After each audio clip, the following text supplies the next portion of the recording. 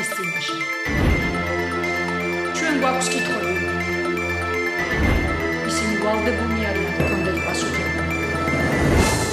ჩვენი უფლება ვიცოდეთ. ჩვენი უფლება მათგზალა უფლებაზე მნიშვნელოვანია. ჩვენ გვაინტერესებს სიმართლე. მათ უნდა აინტერესებდეთ ხალხის აზრი. ჩვენ ველოდებით გულახდილ პასუხებს. პირდაპირ საუბარი ეკაბერიძესთან მაესტროზე. საღამო მშვიდობისა, თქვენ უყურებთ და ასევე უსმენთ პირდაპირ საუბარს ეკაბერიძესთან რადიო მაესტროს ეთერით FM 94.7-ზე. იმ დროს, როდესაც სამხრეთ სამეზობლოში კვლავ რყევები შეიმჩნევა, ხოლო თავად ევროზონა სულ უფრო ღრმად ეფლობა კრიზისში, ევროპელი ლიდერებიდან ცოტას თუ სწალია იმისთვის, რომ აღმოსავლეთის მოსაზღვრე რეგიონებზე იფიქროს, მაგრამ ამაზე ფიქრი აუცილებელია. ეს ის რეგიონია, სადაც კოლექტიურმა ევროკავშირმა შეიძლება პოზიტიური როლი ითამაშოს. მეტიც, ვლადიმერ პუტინის ფართოდ გაშუქებულმა დაბრუნებამ რუსეთის პრეზიდენტის პოსტზე ყველას რუსეთის მზარდი ავტორიტარული მოდელის ალტერნატივის შექმნისკენ უნდა უბიძგოს. ასეთ შეფასებას აკეთებს კარნეგის ცენტრის ექსპერტი თომას დევალი ვარშავის სამიტის დასრულების შემდეგ. რა მოლოდინი ჰქონდა საქართველოს ვარშავის სამიტისგან და საჭიროებს თუ არა განახლებას ევროპის აღმოსავლური პოლიტიკა. პირდაპირი საუბარი გადაცემის მეორე ნაწილში თამარ ხიდაშელთან გვექნება. მანამდე კი რა წარმატება შეიძლება მიაღწიონ 6-იანის წევრმა ოპოზიციურმა პარტიებმა ერთობის დაშლის შემთხვევაში. ამ თემაზე გოგი ხუციშვილთან ვისაუბრებთ.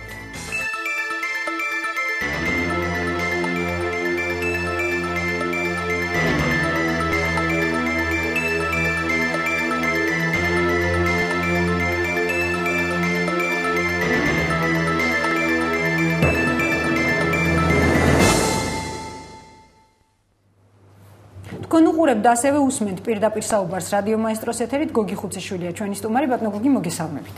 გამარჯობა. ბოლო დროინდელი განცხადებებიდან ვგულისხმობ თუნდაც რესპუბლიკელების განცხადებას გუშინ ჩვენს ეთერში გაკეთებულს დავით უსუფაშვილის მიერ ვგულისხმობ თუნდაც ზვიად ძიძიგურის ბოლო დროინდელ განცხადებებს სჩანს რომ 6-იანი რბილად რომ თქვა თავის ფუნქციას დღეს ვერ ასრულებს. მე მაინტერესებს თქვენი აზრით რა გახდა იმის მიზეზი რომ 6-იანმა რომელიც უკვე რეალურად კოალიციად იყო გამოცხადებული ვერ შეასრულა თავისი დაპირება და პასუხისმგებლობა ხალხის მიმართ და ვერ შეხვდა შემოდგომას ისე როგორც ისინი გვპირდებოდნენ ანუ გაშლილი ფრონტით სამოქალაქო მოძრაობით არა მხოლოდ ერთი მიზნით როგორც იყო საარჩევნო სისტემისა და საარჩევნო გარემოს შეცვლა რატომ ვერ შეძლეს მათ თავიანთი მიზნების განხორციელება თქვენი აზრით რამ შეუშალათ ხელი კი ბატონო ნუ აქ მთელი რიგი მიზეზებია ჩემი აზრით დავიწყოთ იმით რომ ფართომასშტაბიანია ქუჩური აქციები უკვე გარკვეულ რაღაც მიაღწია ისეთ დონეს როდესაც ნუ დისკრედიტირებულია პრაქტიკულად და ძალიან ძნელია ნებისმიერი პოლიტიკოსისთვის რომ ეს ფორმა პოლიტიკურ ბრძოლისა გამოიყენოს აქტიურად თუმცა არც აპირებდნენ ისინი მაინც და მაინც ქუჩის მაგრამ იყო ლაპარაკი ზაფხულში ამის შესახებ რომ ქუჩაში გავალთ და რაღაცა ცოტა რევოლუციაც ახსენეს რაღაცა მოკლედ რაღაც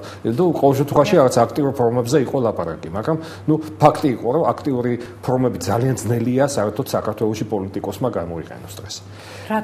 იმიტომ რომ ბოლო ანუ მხოლოდ ქუჩის აქტივობა ხომ არ არის დღეს? რა თქმა უნდა, მე ვგულისხმობ ქუჩის აქტივობას. თორე, რა თქმა უნდა, სხვა ტიპის აქტივობა პერსპექტიულია და უნდა ისე გაკეთეს ძალიან ესე იგი სერიოზულად, მაგრამ მე ვამბობ ზუსტად აი ქუჩურ აქციებზე, რომელთაც რაღაცა ძალიან ისეთი ეს ელფერი აქვს, რომ აი როგორც ადრე მაგალითად აი ხალხი გადიოდა და აქტიურად თავისუფლად და წინარეთ ესე უერთდებოდა და მონაწილეობდა მაგრამ დემონსტრაციებში ეხლა აწი უკვე ნაკლები მოლოდინია რომ ასე მოხდება. და ეს ყველაფერი მასშტაბურობას ამცირებს. იყო საუბარი პლებისციტის ჩატარებაზე, იყო სხვადასხვა კამპანიების ჩატარებაზე საუბარი. ანუ 6 პარტია არ საუბრობდა მხოლოდ ქუჩის აქციებზე. ისინი აპირებდნენ ქუჩის აქციები გამოეყენებინათ იმ დროს და იმ შემთხვევაში, როდესაც კოდექსის განხილვა იქნებოდა პარლამენტში და ისიც არარევოლუციური მიზნით, არამედ კონკრეტულად კოდექსის გამოსწორებისკენ მიმართული მიზნით. კი ბატონო. აი რატომ ვერც ერთი კომპონენტი ვერ განხორციელდა? რამ შეუშალა თქვენი აზრით? ეს აქ თაქსაქსულობაა და მე ვამჩნევ ეს ვინაიდან უკვე რაღაცა წლების განმავლობაში ვაკვირდები ამ პროცესებს, ვამჩნევ რაღაც გარკვეულ კანონზომიერებას.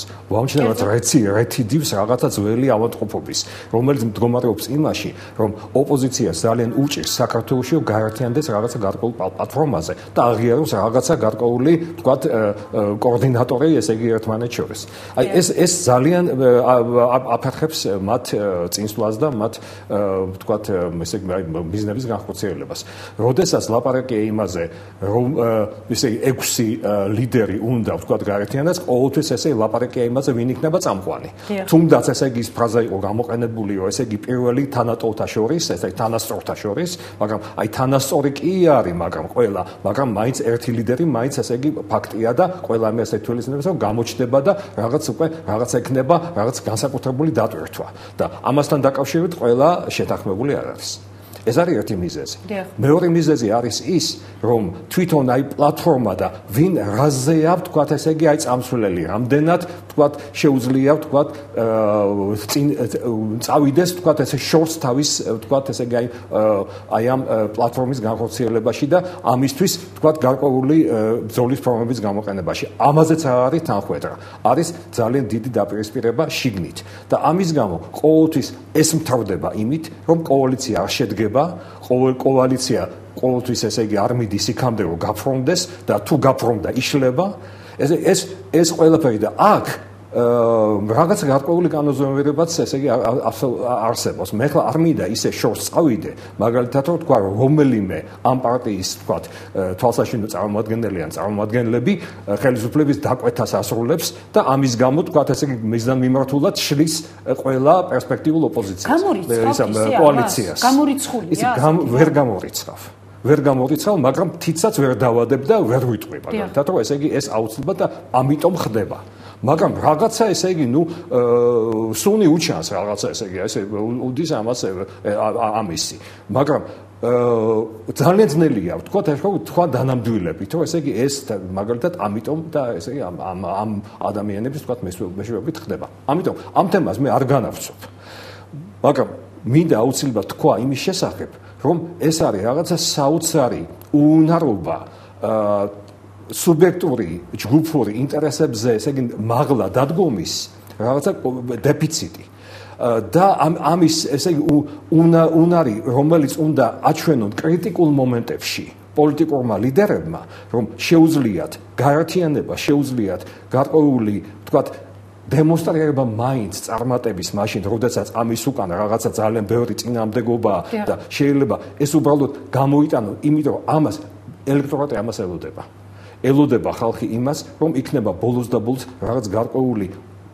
ესე იგი ციცოცხლის უნარიანი კოალიციის რაღაც დემონსტრაცია ქვეყანაში. ეს იქნებოდა ამის მოთხოვნა არის მოთხოვნა. ამის მოთხოვნა, იმიტომ ჯერ ერთი მე ვიტყოდიო პოლიტიკური პასიურობა დღევანდელი ქართული ამომრჩევლის ზუსტად ემყარება აი ამ ნიხილიზმს იმის გამო, ეს მაინც არ მოხდება. ერთხელ მაინც ვინმე რო ესე იგი აჩვენოს, რომ ეს მოხდა ანუ შედგა პოლიტიკური კოალიცია. ამან შეიძლება ძალიან დიდი ძრები პოლიტიკურ ცნობიერებაში გამოიწვიოს საქართველოში. და ზუსტად იმიტომაც არის მთელი ძალისხმევა მიმართული იმისკენ, რომ ესე იგი რაღაცა სხვადასხვა ფორმებით ეს არ მოხდეს. ხან გულუასთან კავშირი დააბრალეს, რომ ესე იგი რაღაცა ზოგი მიდის რუსული ფულის გამოყენებაზე და ესე იგი ეყიდება ესე იგი რუსეთს, ზოგიერთ ესე იგი ამაზე არ მიდის, ამის გამო განხეთქილებაა, ესე იგი ესენი ვერ შეთანხმდებიან, თუ შეთანხმდნენ ესე იგი ყველა რუსული ფულით არის დაფინანსებული, ასე რომ უნდა დაიშალონ, მიზან მიმართულ დისკრედიტაციასთან გვაქვს საქმე?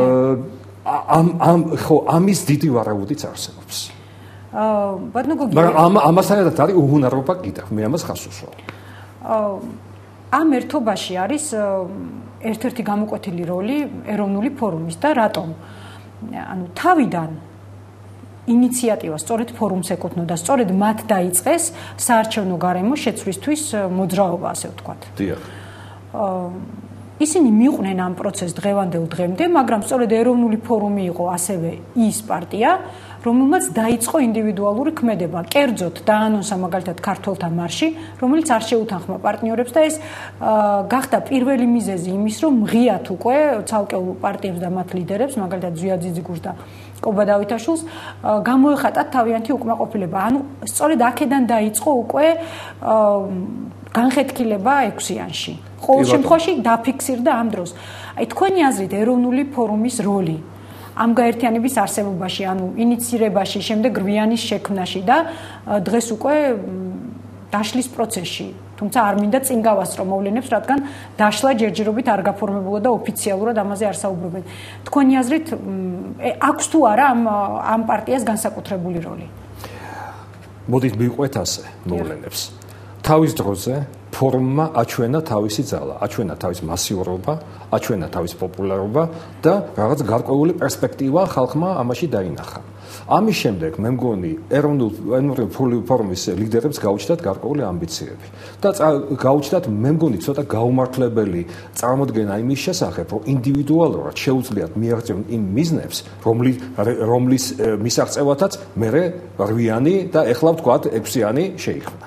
თუმცა მეორე მხრივ დიდი ბოდიში რომ გეჭრებით საუბარში, იგივე ეროვნული ფორუმი დღეს ამბობს, რომ მოდით პირიქით გავფართოვდეთ და სხვა პოლიტიკურ ძალებთანაც შევიდეთ უფრო მჭიდრო ურთიერთობაში. და ეს ნორმალურია. ესე იგი, სხვა პოლიტიკურ ძალებთან, რომელთანაც გაერთიანება თქვათ მისაღებია, ანუ არ არის უკუჩვენება არანაირი, ესე იგი, ეს ამაზე უნდა იყოს ლაპარაკი და სულ მუდამ ესე იგი პოლიტიკური დაჯგუფებები ამაზე უნდა ფიქრობდნენ, როგორ გაძლიერდნენ იმით, რომ ესე იგი შეუერთდნენ ან შემოიერთონ ვინმე სხვა. ეს აბსოლუტურად ნორმალურია. მაგრამ ეს ხო ხდება რა ფონზე? ეს ხდება იმ ფონზე, როდესაც ეროვნული ბიზნესი დაშინებულია, რომ ოპოზიცია არ დააფინანსოს.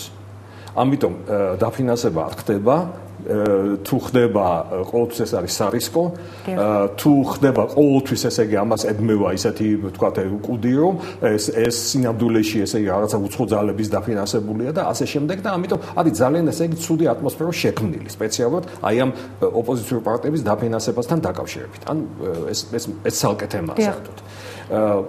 და რაც შეეხება იმას, აი რამდენად ვთქვათ პლატფორმა ვთქვათ ესე იგი აძლევს საშუალებას თუნდაც ვთქვათ თავისუფალ დემოკრატებს და ეროვნულ ფორუმს რომ გაერთიანდნენ რაღაცა ერთობლივი რაღაცა ესე იგი პლატფორმა შექმნან, მე მაგალითად ვთვლი რომ შესაძლებელია. არაფერი ისე წინააღმდეგობების შიგნით მათ არ აქვთ. თავიანთ პროგრამულ ბიზნესებში, თავიანთ მიდგომებში. არც დანარჩენ პარტიებს? იცით რა, პრაქტიკულად არა.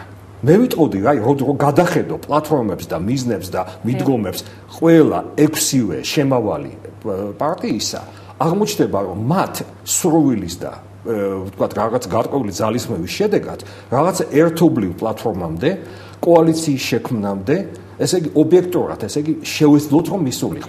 ანუ სუბიექტურ მიზეზებთან გვაქვს საქმე? სუბიექტურ მიზეზებთან გვაქვს. კერძოდ აბა მოდით იქნებ დავაკონკრეტოთ. და მე ეს ერთი არის რაღაცა სხვადასხვა დაფინანსების, ვთქვათ, წყაროები და ვთქვათ ესე, არავინ არ ამჟღავნებს ახლა ისეთ სიტუაციაა, რომ ესე დაფინანსების წყაროებს, მაგრამ აი აქ რაღაცა დაპირისპირებები ამასთან დაკავშირებით ხდება. ანუ თქვენ ფიქრობთ, რომ სწორედ ფინანსებია ის ერთ-ერთი მიზეზი, ერთ-ერთი მიზეზი, არა მხოლოდ. რადგან როდესაც 6-იანმა კოალიციის შექმნა და ანონსა, ცალსახად იყო საუბარი ერთიან ფინანსებზე. კი. კი ბატონო, მაგრამ არ გამოვიდა. ვინაიდან ამისათვის უნდა გაუხსნან ერთმანეთს დაფინანსების წყაროები. რაც ძალიან ძნელია. თქვენ ფიქრობთ, რომ მათ ვიდრე ამ პირობას დაანონსებდნენ კოალიციის შექმნასთან ერთად, ამაზე საუბარი არ ქონდათ? ქონდათ. და ალბათ რაღაცა გარკვეული რაღაც ამის საჭიროებაც შეიცვალა კი, პრაქტიკულად ძნელი განსახორციელებელი აღმოჩნდა. მე ასე ვხედავ. შეიძლება იყოს რაღაცა გარკვეული სურვილი ამის. ანუ ერთი პრობლემა ფინანსები, რომელსაც თქვენი აზრით გამოიწვია, უბრალოდ რომლის გამოც ვერ შედგა კოალიცია. კიდევ რა პრობლემებთან შეიძლება გქონდეს ლიდერობა, რომელიც თავიდან ვახსენე. დიახ, აქ ჩვენს ეთერში თქვა, რომ ერთ-ერთი პრობლემა ალბათ იყო ის, რომ ბოლო შეკრებაზე, საზოგადოებასთან შეხვედრაზე 6-მა პოლიტიკურმა პარტიამ, კერძოდ კი ეროვნულმა ფორუმმა, ასე ვთქვათ, ლიდერად აღიარა ირაკლი ალასანია, მაგრამ ერთმა მხარემ ის ვერ ალიდერა და ალასანიამაც ვერ ილიდერა. თქვენი აზრით, იქცა თუ არა ეს მართლად შეფერხებად იმისთვის, რომ კოალიციას გაეგრძელებინა თავისი ქმედებები უკვე როგორც კოალიციას და ეზრუნა უფრო მნიშვნელოვანი მიზნების მისაღწევად, ვიდრე არის მაგალითად საარჩევნო კოდექსი ან საარჩევნო გარემო, თუმცა პირდაპირ საუბარი ბატონო გოგი, მოდით ამ თემაზე გავაგრძელოთ რეკლამის შემდეგ, გადაცემაში რეკლამის დროა.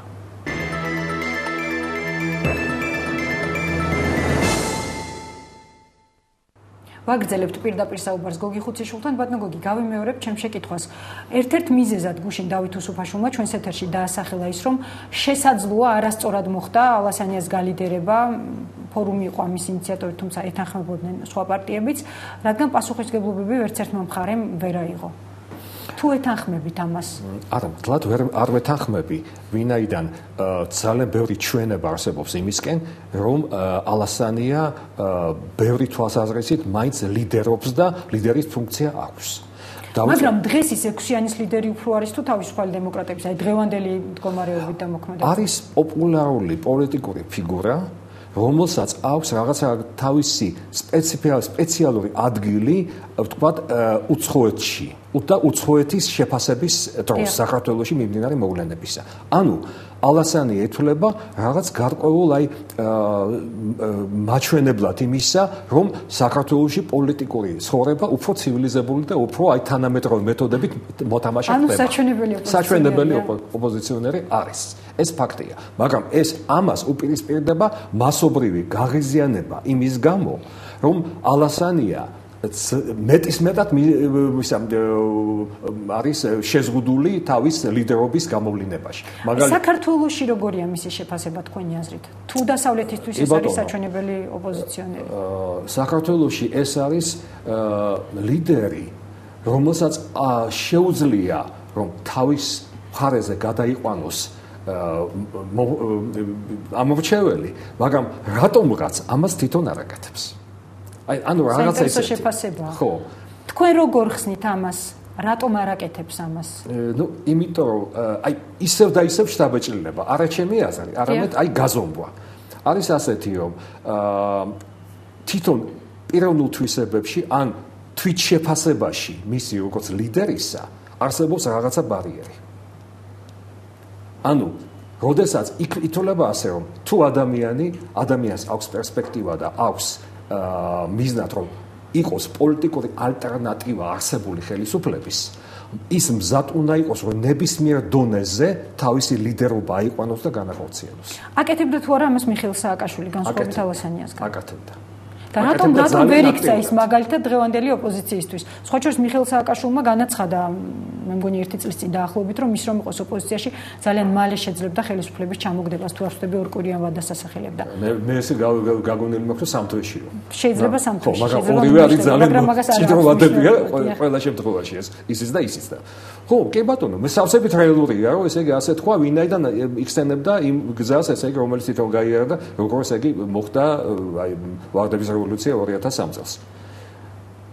ჩვენ თუ ეხლა სხვათა შორის აღნიშნავ იმას, რომ მაშინ სულაც არ იყო კოალიციაში მიხეილ სააკაშვილი, ის დამოუკიდებლად მოქმედებდა თავისი პოლიტიკური კოალიცია იყო. შემდეგ არჩევნებამდე არ იყო. იმ დროს არ იყო ერთპიროვნული ლიდერი, იმაზეც კი არ იყო თქვა თავიდანვე გარკვეულობა, რომ იქნებოდა პრეზიდენტი ის თუ ბროჯანაძე თუ ჟვანია, მაგრამ ყოველ შემთხვევაში იყო სამეული. იყო სამეული და იყო გარკვეული რაღაც პოლიტიკური გუნდი, რომელიც ესე ეხმარებოდა და ესე ვთქვათ, მაგრამ მაშინ გაიხსენეთ რა იყო. არ იყო გამოკვეთილი უმრავლესობა და ისიც და მოლოდინიც არ იყო ამორჩეველში და საერთოდ მოსახლეობაში, რომ ეს ჯგუფი გაიმარჯვებს. შუა ნოემბრამდე არ იყო ამის მოლოდინი. მოლოდინი გაჩნდა მაშინ, როდესაც უკვე ერთ კვირაში საქმე დამთავრდა. მაგრამ ბატონოგი მაშინ ასევე იყო ხელისუფლება, რომელსაც ფაქტიურად ძალა დაკარგული ჰქონდა და დღეს არის ხელისუფლება, რომელიც ასე ვთქვათ ძალაუფლების ყვავილობის ხანაშია, ხომ ასეა. ეს არის გაძლიერებული ანუ დღევანდელ ოპოზიციას ძალიან დასუსტებული უწევს თუ არა გაცილებით რთულ სიტუაციაში მოქმედება, იგივე თუ ირაკლი ალასანიაზე ვლაპარაკობთ. რატომღაც ჩემი აზრით ეს უნდა იყოს სტიმული, რომ გადადონ ყველაფერი ჯგუფური და რაღაცა ვთქვათ ეს დაპირისპირება ან ლიდერობის ამბიციები გადადონ ის წინამდებობები და განსხვავებები რომელიც მათ დღეს ვთქვათ ყოფს ერთმანეთისგან და გადაწონოს იმ მოსაზრება რომლის მიხედვითაც შეიძლება გაერთიანება. ეს არის აუცილებლად გადარჩენის რაღაცა ის არის მათთვის ფაქტორი და აი ამ გადარჩენის ფაქტორს ესე მაყურებელი მოსახლეობა ხედავს მუდმივად რომ იქმნება ესე იგი არის ობიექტურის ესე იგი აუცილებლობა გაერთიანების და გაერთიანება არ ხდება. ანუ კეთდება დასკვნა ისეთი რომ ჩვენ გვაქვს საქმე ან ჩამოუყალიბებელ ან სუსტ ან წინააღმდეგობ ლიდერებთან რომელთაც არ აქვთ უნარი რომ თავიანთ ესე იგი თავისივე მოკავშირეებში რაღაცა ესე იგი გაამყარონ პოზიციები.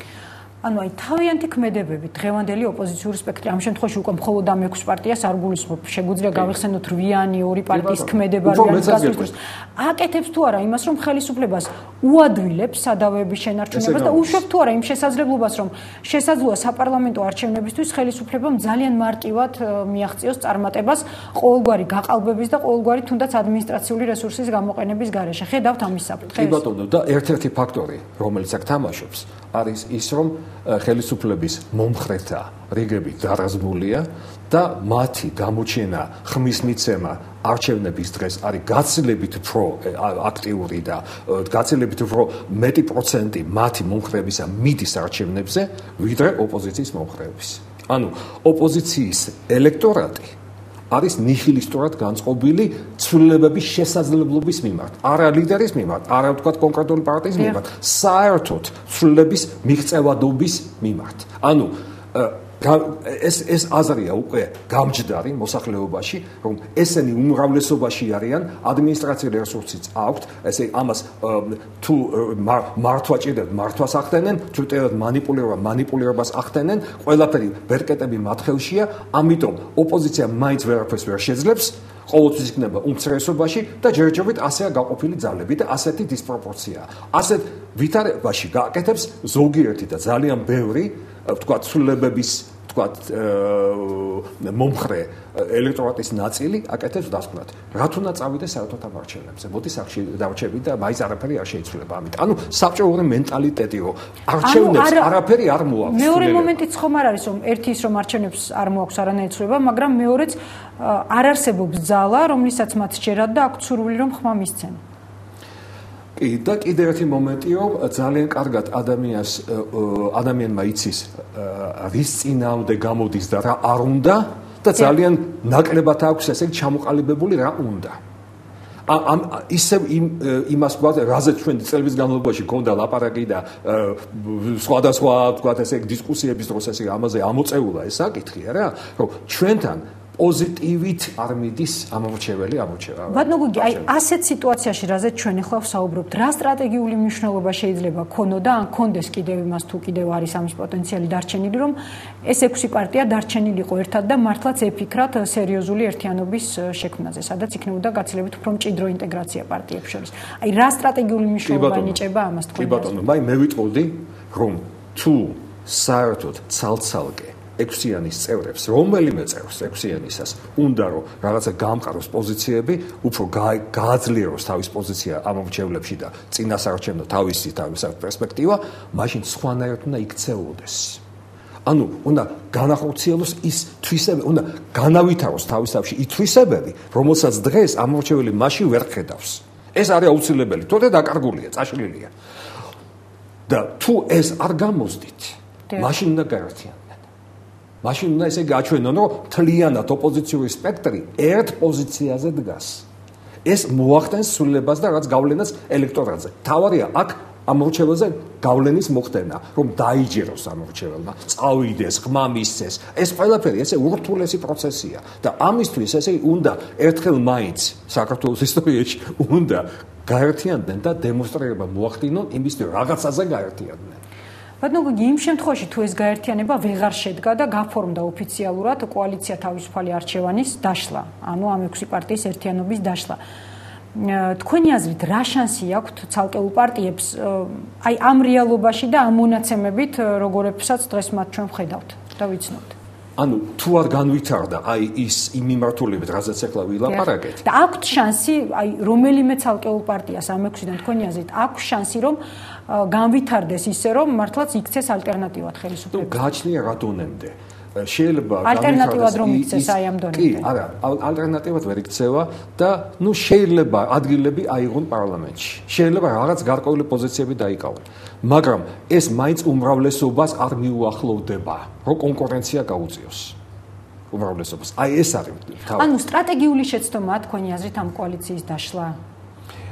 სტრატეგიული შეცდომა არ განვითარება იმ შესაძლებლობისა, რომელიც არსებობს და რომელიც უნდა იყოს გამოყენებული იმისათვის, რომ გამოიკვეთოს რაღაცა ძლიერი ერთობლივი პოზიცია და ამის ნიადაგი სერიოზული არსებობს. სერიოზული პრობლემები აქვს ქვეყანაში. ეს პრობლემები, რომელიც ყველას აწუხებს. ამის გარშემო, ამის თქვა საწინააღმდეგოდ, თქვა ესე რაღაცა, თქვა ესე პოზიციის ჩამოყალიბება, ხმამაღლა თქმა, რაღაცა გარკვეული ესე იგი ცოტა ხმა თუ არ აქვს გამოიმუშავე ხმა, თუ მაგალითად ესე იგი ქარიზმა არ აქვს გამოიმუშავე ქარიზმა. ეს ყველაფერი ესე იგი უნდა ხდებოდეს, უნდა იზრდებოდეს პოლიტიკური ოპოზიცია წლების განმავლობაში და აი ასეთ პირობებში, ვინაიდან ნიადაგი არსებობს. ხალხი უკმაყოფილო, ხალხს უამრავი პრობლემა აწუხებს. რა დღეშია ესე იგი ბევრი რაღაცა ესე იგი ძალიან სერიოზული დარგი ჩვენი ცხოვრებისა, რომელიც ესე იგი გამოიყვანს ხალხს ესე იგი არჩევნებზე ალტერნატივის თქვა ესე მხარდასაჭერად, მაგრამ რაღაც სისუსტეს გაიჩენენ, რაღაც ესე იგი აი თქვა დაგსაქსულობა, არ ვიცი, ძალიან ძნელია. იმის იმედიც მქონდა, რომ აი წინა საარჩევნო პერიოდში სულ ახალი ლიდერები გამოჩნდებოდნენ, გამოიკვეთებოდა. არის ძალიან ბევრი ხალხი, რომელიც მიყვარს, რომელიც ესე იგი აი რა თქმა უნდა და ეხლა ამაზე მივდივართ ჩვენ. იმისათვის რომ ჩვენ ახალი ლიდერები თქვა გამოვაჩინოთ და გამოჩნდნენ და ეს ახალი ლიდერები რაღაც ნელ-ნელა რაღაც ესე იგი აი პოზიციებს იმყარებდნენ. ამისათვის საჭიროა მართლა თავისუფალი მედია და ამისათვის საჭიროა რომ იყოს რაღაც გარკვეული მათთვის ხელსაყრელი გარემო. მაგრამ ამავე დროს აი ზუსტად ამის გათვალისწინებით ჩვენთან ესე იგი მასმედია არ თავისუფლდება და ამავე დროს არც დიდი ზეწოლა იგრძნობა უცხოეთიდან დააკვირდით ამას, რაც ადრე იყო იმისათვის, რომ მედია განთავისუფლდეს. ანუ აი ეს ტოქ-შოუები და ეს დისკუსიები თავისუფალი, სადაც ხალხი გამოთქვავდა თავისას, რომელიც ჩვენ გვახსოვს, რომელიც იყო და გავლენას ახდენდა პოლიტიკურ ცხოვრებაზე, ეს რომელიც დღეს არ აგვაქვს. აი ეს განსაკუთრებით რეგიონებში. აი ეს ყველაფერი არა, რო არ ხდება და ამავე დროს გარედან ევროპის და ჩვენი საერთოდ სტრატეგიული მოკავშირეების კრიტიკა ამ მიმართულებით ისიც შესუსტებულია. საინტერესოა რა? პირიქით იმის მაგალითად თუ გაძლიერდეს. და კიდევ ერთი ჩვენი საუბრის ბოლო სამწუხაროდ დრო აღარ გრჩება კიდევ ერთი აქტიურობის პერსპექტივა, რომელიც შეიძლება ქვეყანაში იყოს. ამასთანავე ლევან ბერძენიშვილმა შენიშნა, რომ სამოქალაქო საზოგადოების თვითორგანიზება არის ყველაზე დიდი რესურსი ევოლუციური ცვლილებებისთვის. მოქალაქეთა ინდივიდუალური აქტიურობის გარდა მან ისაუბრა ასევე არასამთავრობო სექტორის მნიშვნელობაზე და ძალიან კრიტიკულად შეაფასა ქართული NGO-ების რესურსი. მე მაინტერესებს თქვენი დამოკიდებულება ამ პრობლემის მიმართ. ანუ რატომ არის დღეს მაინდა-მაინც პოლიტიკოსების და პოლიტიკური პარტიების ნებაზე ხალხი მიმული და რა შემთხვევაში შეიძლება NGO-ებმა და სამოქალაქო სექტორმა იტვირთონ უფრო მეტი პასუხისგებლობა ვიდრე დღეს აქვთ მათ? კი ბატონო, წლების განმავლობაში მიდიოდა სამოქალაქო სექტორის განვითარება და ამავე დროს პოლიტიზირება. აი, ვარდების რევოლუციის შემდეგ, ვარდების რევოლუციის ორგანიზატორებმა ჩათვალეს, რომ ეს რესურსი უნდა იყოს დეპოლიტიზირებული. ანუ აღარ ჭირდებოდათ ეს.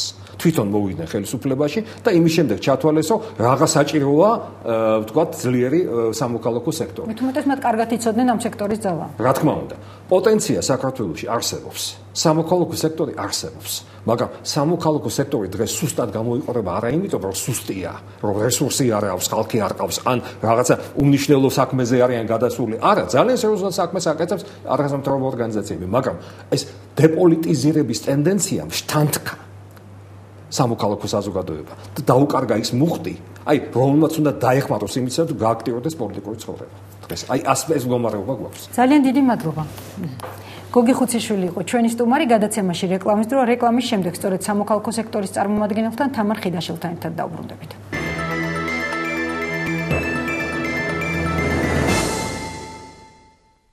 თქვენ უყურებთ და ასევე უსმენთ პირდაპირ საუბარს რადიო მაესტროს ეთერით. თამარ ხიდაშელია ჩვენი სტუმარი. თამარ, მოგესალმებით. მოგესალმებით, ქაბატონო.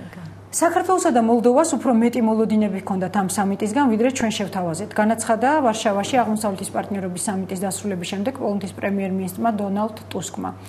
მე მაინტერესებს თქვენი აზრით, რა მოლოდინი შეიძლებოდა საქართველოს კონკრეტულად ამ სამიტისგან თქონოდა ისეთი, რაზეც გაუცრუდა იმედი? თქვენ იმყოფებოდით ვარშავაში ზუსტად იმ პერიოდში პარალელურად კონფერენციაზე, მინდა მაყურებელს ვთქვა, სადაც სამოქალაქო სექტორის განვითარებაზე იყო საუბარი. კი ბატონო, ჩემი მხრიდან უბრალოდ სპეკულაციები იქნება, რა თქმა უნდა, რასაც ახლა ვიტყვი, ანუ რა მოლოდინები შეიძლება დაქონოდა საქართველოს, მაგრამ ამის თქმის საფუძველს მომცემს თქვათ არაფორმალური საუბრები იგივე ხელისუფლების წარმომადგენლებთან. მე ვფიქრობ, რომ კონფლიქტების თემასთან დაკავშირებით მათ საქართველოს ხელისუფლებას სურდა უფრო მკვეთრი განცხადებები და ეს იყო ცალსახა მოლოდინი, რომელიც სამწუხაროდ არ გამართლდა, ანუ კონფლიქტთან დაკავშირებით მკვეთრი მესიჯები სამწუხაროდ დეკლარაციაში არ ჩაიდო და ასევე სამომავლო ძალიან შორ პერსპექტივა გაწევრიანების. ამაზეც სამწუხაროდ საუბარი არ არის, იმიტომ რომ დეკლარაციაში ხაზგასმულია, რომ იმ შემთხვევაშიც კი თუ რეფორმები გატარდება, ისინი პარტნიორ ქვეყნებს თავაზობენ უფრო მეტ პოლიტიკურ ასოცირებას, ასევე უფრო მეტ ეკონომიკურ ინტეგრაციას. თუმცა გაწევრიანების პერსპექტივაზე სამწუხაროდ დეკლარაციაში ცალსახად და მკაფიოდ არ არის საუბარი. მე ვფიქრობ, რომ ალბათ საქართველოს ხელისუფლებას ჰქონდა მოლოდინი, რომ ამის აღნიშვნა მოხდებოდა. გარდა ამისა, სამწუხაროდ ასევე არ მოხდა საქართველოს ხელისუფლების აღნიშვნა, როგორც დემოკრატიის შუქურის სხვა დეკლარაციებში შეიძლება ხაზგასმით არ იყო აღნიშნული, მაგრამ პროგრესი და რეფორმები ყოველთვის აღნიშნული იყო. შესაბამისად, ესეც შეიძლება ხელისუფლებისთვის გარკვეულწილად დანაკლისად ჩაითვალოს. ტუსკმა ასევე აღნიშნა, რომ დღეს არ არსებობს საერთოდ წინაპირობა, რომ საქართველოს და მოლდოვას ევროკავშირში გაწევრიანებაზე საუბარიც კი დაიწყოს. რა კონკრეტულ წინაპირობას გულისხმობს პოლონეთის პრემიერ-მინისტრი თქვენი აზრით? ანუ ამ შემთხვევაში რა თქმა უნდა ძალიან დიდი მნიშვნელობა ენიჭება, შეიძლება ვიღაცას მეორე ხაზს ხოვნად მოეჩვენოს, განსაკუთრებით ხელისუფლებაში, მაგრამ რეალურად ევროკავშირის მხრიდან ძალიან სერიოზული და გადამწყვეტი მნიშვნელობა ენიჭება ქვეყანაში განხორციელებულ რეფორმებს, დემოკრატიზაციისა და კანონის უზენაესობის თვალსაზრისით. ამის ძალიან ნათელი მაგალითი არის ის, რაც ხდება ბელორუსიასთან დაკავშირებით და ის, რაც ხდება უკრაინასთან დაკავშირებით. მიუხედავად იმისა, რომ ბელორუსიასთან დაკავშირებით ევროკავშირს აქვს ძალიან დიდი ეკონომიკური ინტერესები და გარდა ამისა ბაზარი პოლიტიკური ინტერესი, ისინი ამ ქვეყნის მიმართ მაინც იკავებენ ძალიან მკვეთრ და მკაფიო პოზიციას უკანასკნელ წუთებამდე და ჩვენ გვახსოვს მიუხედავად იმისა, რომ საქართველო და სხვა პარტნიორი ქვეყნები ამ დეკლარაციას არ შეუერთდნენ, ევროკავშირის წევრი სახელმწიფოების მეთაურებმა მიიღეს ცალკე დეკლარაცია, სადაც ცალსახად დაგმეს ის, რაც ბელორუსიაში ხდება. და ასევე უკრაინასთან დაკავშირებით, მიუხედავად იმისა, რომ უკრაინასთან უკვე უნდა დაიდოს ღრმა და ყოვლისმომცველი ვაჭრობის შესახებ ხელშეკრულება, ძალიან არაერთგვაროვნად და ცალსახად განაცხადეს ევროკავშირის წარმომადგენლებმა, მათ შორის, როდესაც ესწრებოდნენ სამოქალაქო საზოგადოებასთან შეხვედრას, რომ ისინი დიდი ინტერესით ადევნებენ თვალყურს უკრაინაში მიმდინარე სასამართლო პროცესს იულია ტიმოშენკოსთან დაკავშირებით. ანუ ამ საკითხებს, დემოკრატიზაციას, კანონის უზენაესობას, ის როგორ ექცევიან პოლიტიკურ ოპონენტებს, სამოქალაქო სექტორს, მედიას, სასამართლოს და ასე შემდეგ, ევროკავშირი სერიოზულ და გადამწყვეტ მნიშვნელობას ანიჭებს. ამიტომ მე ვფიქრობ, რომ გადაცდომები, ხარვეზები და ასე ვთქვათ, უკუსვლები ამ მიმართულებით საქართველოს ის რაც საქართველოში ხდება, ევროკავშირის ნამდვილად ხდება თვალში და შესაბამისად წინაპირობებზე საუბარი არ არის. ასევე რა თქმა უნდა ძალიან დიდი მნიშვნელობა ენიჭება სოციალურ და ეკონომიკურ დონეს იმ რეგულაციებს, რომლის განხორციელებასაც ევროკავშირი გთხოვს და სამწუხაროდ საქართველოში არ ხდება, შრომის კოდექსი იქნება ეს, სურსათის უსაფრთხოებასთან დაკავშირებული რეგულაციები, ანტიმონოპოლიური კანონმდებლობა თუ ასე შემდეგ. წელს უნდა დაიწყოს ზუსტად 2011 წელი გამოცხადდა წლად, როდესაც უნდა გამოცხადდეს საქართველოსთან შეიძლება დაიწყოს საუბარი, მაგრამ იმ შემთხვევაში თუ კი იქნება საკმარისი პროგრესი რიგი დარჩენილი მთავარი რეკომენდაციების შესრულების კუთხით, ასე არის ნათქვამი. თქვენი აზრით აკეთებს თუ არა დღეს საერთოდ რამეს საქართველოს ხელისუფლება იმისთვის, რომ დააკმაყოფილოს ევროპის მოთხოვნები და მინდა აღვნიშნო ის, რომ სამიტის წინ გავრცელებული ინფორმაციის მიხედვით პარლამენტის მიერ განსახილველი კანონპროექტების ევროკავშირის სტანდარტებთან შესაბამისობის ვალდებულებამ შესაძლოა გადაიწიოს 2013 წლამდე. ანუ როგორ ფიქრობთ, საქართველოს ხელისუფლებას სინამდვილეში აქვს თუ არა სურვილი მართლაც, რომ სავაჭრო ხელშეკრულება დადოს ევროპასთან? თუ პირიქით შეიძლება არ აქვთ ამის სურვილი და სწორედ ამას შეესატყვისება ის, რომ არ იხვეწება ანტიმონოპოლიური კანონმდებლობა, ის რომ არ იხვეწება შრომის კანონმდებლობა. როგორ ფიქრობთ? იცით მე როგორ ვფიქრობ? მე ჩემი აზრით საქართველოს ხელისუფლებაში ცაცრთა სხვადასხვაობა ამასთან დაკავშირებით. ანუ ხელისუფლებაში არსებობს ერთი კონკრეტული გუნდი, რომელსაც მიაჩნია, რომ ამ კონკრეტული ხელშეკრულების გაფორმება ევროკავშირთან საქართველოსთვის სერიოზულად წამგებიანი იქნება. თუმცა არსებობს მეორე გუნდი, რომელიც ფიქრობს, რომ ამ რეფორმების განხორციელება აუცილებელია. ამიტომ მე რა თქმა უნდა ცალსახა პოზიცია ხელისუფლების რა არის ვერ გეტყვით, იმიტომ რომ ერთ-ერთ შეხვედრაზე მახსოვს, როდესაც მაღალი თანამდებობის პირს ეს შეკითხვა დავუსვი და ვკითხე, რომ საქართველოს მთავრობაში არის თუ არა ნათელი პოზიცია ევროკავშირთან დაკავშირებით, მან ესეთი, ასე ვთქვათ, ყოყმანით სავსე პასუხი გამცა და თქვა, რომ კითხვის ნიშნები ჯერ კიდევ ისმის. თუმცა მე მახსოვს ბათუმში საქართველოს ევროპული გზა გაიმართა ასეთი კონფერენცია, სადაც სიტყვით გამოვიდა ბატონი სააკაშვილი, სადაც მან ხაზგასმით განაცხადა, რომ ევროპული გზა ეს არის საქართველოს არჩევანი, მართალია სინგაპურიზაციაზე ხდება, ასე ვთქვათ, ლაპარაკი, მაგრამ ეს არ არის, ასე ვთქვათ, სერიოზული საუბარი და საქართველოსის მთავარი არჩევანი ეს არის ევროკავშირზე და ევროპულ ღირებულებებზე მიმართული არჩევანი. ამიტომ ჩვენ შეიძლება ვთქვათ, რომ ანუ რო შევაჯამოთ ის რიცით თქვაც მინდოდა ხელისუფლებაში არის ასთა სხვადასხვაობა, ეს არის ის თაბეჭდილება. სააკაშვილი რომელ გუნდშია თქვენი ძალიან მე რა თქმა უნდა მე შეფასება უნდა გავაკეთო იმ საჯარო განცხადებებიდან გამომდინარე, რომელსაც პრეზიდენტი აკეთებს. ამიტომ საჯარო განცხადებებიდან გამომდინარე პრეზიდენტი იმ გუნდში არის, რომელსაც ევროკავშირთან რომელიც გრძნობს რომ ევროკავშირთან ინტეგრაციის გარეშე საქართველოსთვის ფაქტურად შეუძლებელი არის გადარჩენა გეოპოლიტიკური ფაქტორების გათვალისწინებით. შეიძლება მისთვის მიუღებელი იყოს ისევე როგორც ხელისუფლების მეორე ნაწილში არსებული წევრებისთვის ის რეგულაციები, რომელსაც ევროკავშირი გვთავაზობს, მაგრამ მას ესმის, რომ ეს არის გადარჩენის გზა. რატომ არის მიუღებელი თქვენი აზრით ეს რეგულაციები საქართველოს ხელისუფლებისთვის? დემონოპოლიზაცია არ აწყობთ? შეიძლება რატომ არ აწყობთ? იცით რა, ფორმალურად ამას ძალიან მარტივად ხსნიან ხოლმე და გვეუბნებიან, რომ ეს ხშირად ფერხებს საქართველოში ინვესტიციების შემოდინებას. სამწუხაროდ მე ექსპერტი არ ვარ ამ მიმართულებით და ბევრს ვერ ვილაპარაკებ, მაგრამ როგორც ძალიან მარტივი არის, რომ ქვეყანაში დემოკრატიის ხარისხთან პირდაპირ კავშირში არის, როგორც წესი, ინვესტიციების შემოდინება. დამოუკიდებელ სასამართლოს ის ინვესტორი, როდესაც ქვეყანაში შემოსვლაზე ფიქრობს, ის უპირველეს ყოვლისა უყურებს ამ ქვეყანაში რა მდგომარეობა არის. დავიწყოთ სასამართლოს დამოუკიდებლობით, იმიტომ რომ მას რომ სასამართლოში დავა დაჭირდეს, მას უნდა ქონდეს მყარი გარანტია, რომ მის საქმეს განიხილავს დამოუკიდებელი სასამართლო. გვაქვს ებრაელი ბიზნესმენების პრეცედენტი, რომელიც ამ წუთას ძალიან აქტუალურია. ძალიან აქტუალური არის და საქართველოს საერთაშორისო რეპუტაცია სერიოზული კითხვის ნიშნის ქვეშ დააყენა. ამიტომ იგივე შრომის კანონმდებლობას, რომელიც აბსოლუტურად მე ვფიქრობ, რომ ეს არ არის მარტო ჩემი მოსაზრება, არ შეესაბამება საერთოდ არანაირ სტანდარტებს, ის მხოლოდ და მხოლოდ დამსაქმებლის პოზიციიდან გამოდის. ამ კანონმდებლობასთან დაკავშირებით გამართლებელი საბუთი, როგორც წესი, არის ის, რომ ინვესტიციების შემოდინებას ხელს შეუშლის, თუ ჩვენ დასაქმებულის ინტერესებზეც ვიფიქრებთ. ესეც მე ვფიქრობ, რომ არ არის სერიოზული არგუმენტი, ევროკავშირის ძალიან სერიოზული კრიტიკის საგანი გახდა. თუ ჩვენ გვაქვს სურვილი, რომ ევროკავშირთან გავაძლიეროთ ვაჭრობა, რა თქმა უნდა, ამაზეც უნდა წავიდეთ. თამარ წეღანაც ახსენეთ ის, რომ საქართველოს მხარი არ დაუჭირა ბელორუსიის დამბომ დეკლარაციას და საერთოდ საქართველოს პრეზიდენტი მუდმივად გამოდის ბელორუსიის პრეზიდენტის დამცველის როლში. არაერთი პრეცედენტი იყო ამის უკვე, რისთვისაც მადლობაც მიიღო მან დღეს ლუკაშენკოსგან. მე მაინტერესებს ეს კონკრეტული თემა, ანუ საქართველოსა და ბელორუსიის ასეთი ურთიერთობა, რამდენად აისახება ჩვენი ქვეყნის ევროპასთან დაახლოების პერსპექტივაზე?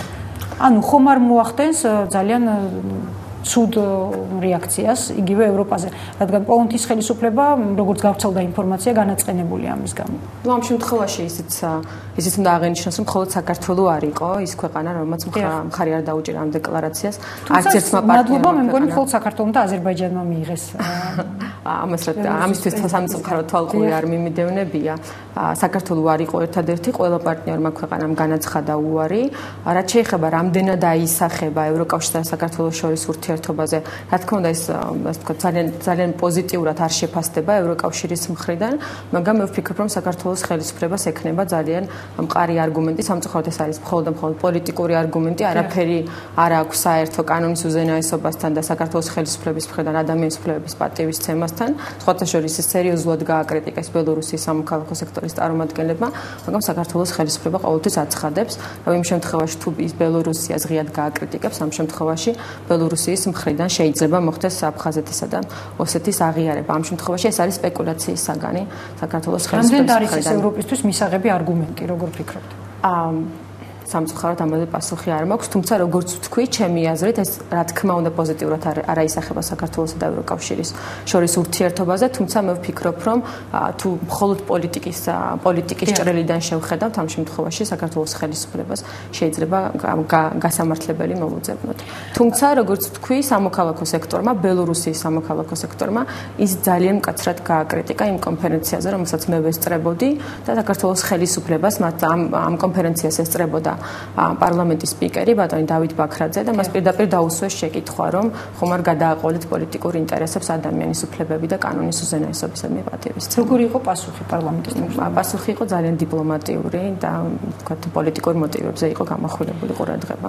ჯერ კიდევ სამიტის დაწყების წინ ევროკავშირის უმაღლესმა კომისარმა კეთრინ ეშტონმა განაცხადა, რომ ევროკავშირის არჩევანი ყოფილ საბჭოთა ქვეყნებს შორის მათი დემოკრატიულობის დონის მიხედვით გაკეთება და ამ კუთხით მან განსაკუთრებული აქცენტი გააკეთა სწორედ არასამთავრობო სექტორის განვითარებაზე. მე მაინტერესებს თქვენი დაკვირვებით, როგორ აფასებენ საქართველოში არასამთავრობო სექტორის მდგომარეობას? იცით რა, ეს თვითონ დეკლარაციაც ძალიან საინტერესო იყო ჩემთვის იმ თვალსაზრისით, რომ პირველად დეკლარაციაში აისახა და სამოქალაქო სექტორის განსაკუთრებული მნიშვნელობა. ანუ თქვენ რამდენად აქვს ჩვენს მაყურებელს ინფორმაცია, არ ვიცი, ამიტომ ამ ინფორმაციას მივაწვდი, მას შემდეგ რაც აღმოსავლეთ პარტნიორობა როგორც ინიციატივა დაიწყო, ევროკომისიის მხარდაჭერით შეიქმნა სამოქალაქო საზოგადოების ფორუმი, სადაც 6-ვე პარტნიორი ქვეყნის სამოქალაქო სექტორის წარმომადგენლები მონაწილეობდნენ, მათ შორის საქართველოდან. საქართველოს დელეგაციამ, ისევე როგორც სხვა პარტნიორი ქვეყნების არასამთავრობო ორგანიზაციების დელეგაციებმა ამ პარტნიორ ქვეყნებში დააფუძნეს ეროვნული პლატფორმები. ეროვნული პლატფორმის ერთ-ერთი დამფუძნებელი იყო მათ შორის საქართველოს ახალგაზრდა იურისტთა ასოციაცია. დღესდღეობით ეს პლატფორმა 83 არასამთავრობო ორგანიზაციას აერთიანებს. დეკლარაციაში საუბარია სწორედ ამ ეროვნული პლატფორმების განსაკუთრებულ მნიშვნელობაზე. ფაქტიურად შეიძლება ითქვას, რომ კომისარი ფულე არ უშვებს არც ერთ შემთხვევას, რომ არ ილაპარაკოს სამოქალაქო სექტორის განსაკუთრებულ როლზე, განსაკუთრებით ეროვნული პლატფორმების როლზე დემოკრატიზაციის და კანონის უზენაესობის გამტკიცების სფეროში.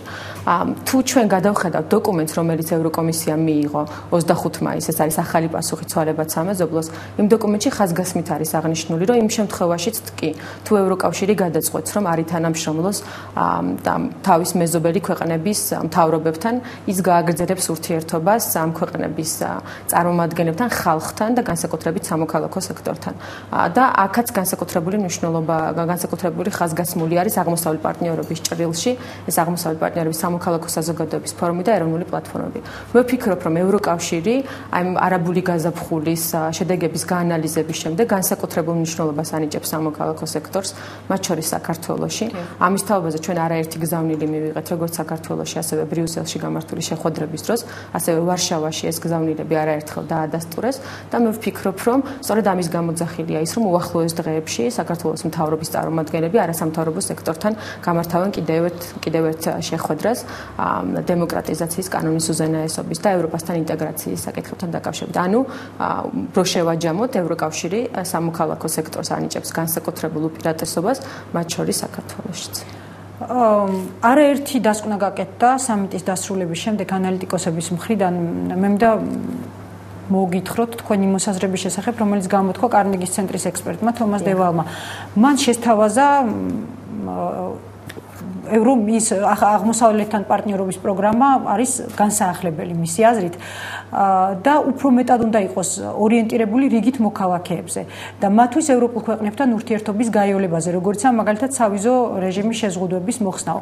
ანუ მისი აზრით ევროპა უნდა ურთიერთობდეს უკვე არასახელისუფლებო ელიტებთან, არამედ უბრალო ხალხთან და მათ გაუხსნას სწავლისთვის გზა, ანუ სტუდენტებს უნდა ჰქონდეთ მეტი შესაძლებლობა, რომ წავიდნენ ევროპაში და იქ მიიღონ განათლება. როგორ ფიქრობთ, ხომ არ იქნება აი ასეთი პოლიტიკა, ასეთი განახლებული პოლიტიკა ბევრად უფრო ეფექტური? შეიძლება ასეც ითქვას, ამ მიმართულებით გარკვეული ნაბიჯები უკვე გადადგმული არის. და ვიზების აღების პროცედურა შედარებით გამარტივდა მიმდინარე წლის მარტიდან, თუ არ ვცდები, მაგრამ ჯერ კიდევ სერიოზულ პრობლემად რჩება, მათ შორის იმ სამიზნე ჯგუფისთვის, რომელიც ხელშეკრულებაში იყო ჩამოთვლილი, ევროკავშირში ვიზების აღება. ანუ ამ მიმართულებით ჩვენ უნდა ვაკრიტიკოთ არა მარტო საქართველოს ხელისუფლება, ასევე ევროკავშირიც, იმიტომ რომ ეს ბარიერები სერიოზულად ჯერ კიდევ არსებობს. ამიტომ ამ ბარიერების მოხსნა და რაც შეიძლება მალე, რა თქმა უნდა, ჩვენ გვესმის, რომ ამასთან დაკავშირებით გარკვეული შეზღუდვები არსებობს ევროკავშირის ეშინია და მოსახლეობის გაზრდილი ნაკადის, რომელიც შეიძლება მან ვიზების, თქვა, სრული გამარტივების ან სრული მოხსნის შედეგად მიიღოს, მაგრამ მიუხედავად ამისა, ეს არის ერთ-ერთი გზა იმისთვის, რომ პარტნიორ ქვეყნებს მისცეს ევროკავშირთან უფრო მეტად დაახლოების საშუალება. ანუ ამ შემთხვევაში თომას დევალის, ასე ვთქვათ, წინადადებას გარკვეულწილად დავეთანხმებოდი. ანუ მიგაშნიათ თუ არა, რომ მართლაც ეს პარტნიორობის პოლიტიკა არის განსაახლებელი და ჭირდება ახალი სისხლი.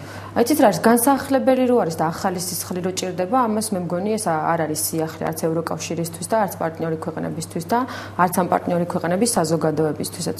ჩემთვის ყოველთვის პრობლემა იყო ის, რომ ეს ინიციატივა დაიწყო ისე, რომ არ არსებობდა ის ნიშნულები, რომლის მიხედვითაც ევროკავშირი შეაფასებდა მაგალითად საქართველოს მიერ გაწეულ პროგრესს ან სხვა პარტნიორი ქვეყნის მიერ მიღწეულ პროგრესს ამა თუ იმ მიმართულებით. მე ვფიქრობ, რომ ევროკავშირმა ეს გაანალიზა.